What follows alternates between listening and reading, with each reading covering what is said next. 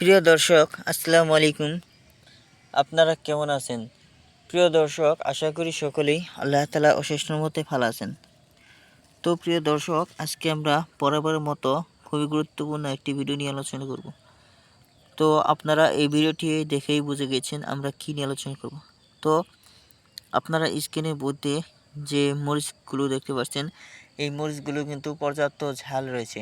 তো আপনাদের জমিতে যদি এরকম ঝাল মরিচ চাষাবাদ করতে চান, ফলন করতে চান, তাহলে কি করতে হবে? ভালোভাবে রোপণ করতে হবে, পরিচর্যা করতে হবে। তো ভালোভাবে পরিচর্যা ও রোপণ করার মাধ্যমেই কিন্তু আপনারা আপনাদের জমিতে এরকম মরিচ দেখতে পারবেন। তো প্রিয় দর্শক, এই মরিচ চাষাবাদ করার একটি নির্দিষ্ট নিয়ম রয়েছে। সেই নির্দিষ্ট নিয়ম অনুসরণ করেই, ফলো করেই তারপর আপনাকে চাষাবাদ করতে হবে। তো প্রিয় ভাইয়েরা, এই যে দেখতে পাচ্ছেন এই মরিচগুলো খুবই ঝাল। তো ঝাল মরিচের চাহিদা বেশি এবং দামও বেশি।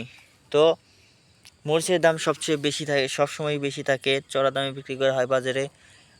যদি আপনাদের কিছু শতাংশ জমিতে মরিচ চাষাবাদ করতে পারেন, এই যে এরকমভাবে, তাহলে কিন্তু যথেষ্ট হবে।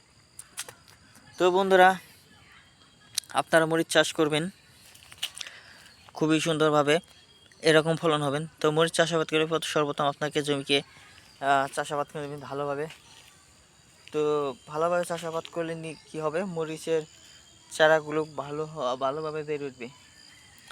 তো ভাইরা, তারপর আপনারা মরিচের বীজ কিনে আনবেন। তো মরিচের বীজ কেনার ক্ষেত্রে আপনাকে খুব ভালোভাবে বীজ দেখে নিয়ে কিনে নিতে হবে। তো আপনারা যদি হাট বাজার থেকে বীজ কিনে আনেন, তাহলে কিন্তু প্যাকেটে যে বীজ রয়েছে সেগুলো কিন্তু অনেক সময় বীজগুলো ভালো হয় না। তো সেজন্য আমি আপনাদের গ্রামগঞ্জে যে সমস্ত কৃষক রয়েছে তাদের সাথে যোগাযোগ করে নিলেই তারা আপনাদেরকে ভালো মানের, উন্নত মানের বীজ দিবে। সেই বীজ থেকে আপনারা ভালো ফলন পাবেন। ধন্যবাদ আপনাদেরকে।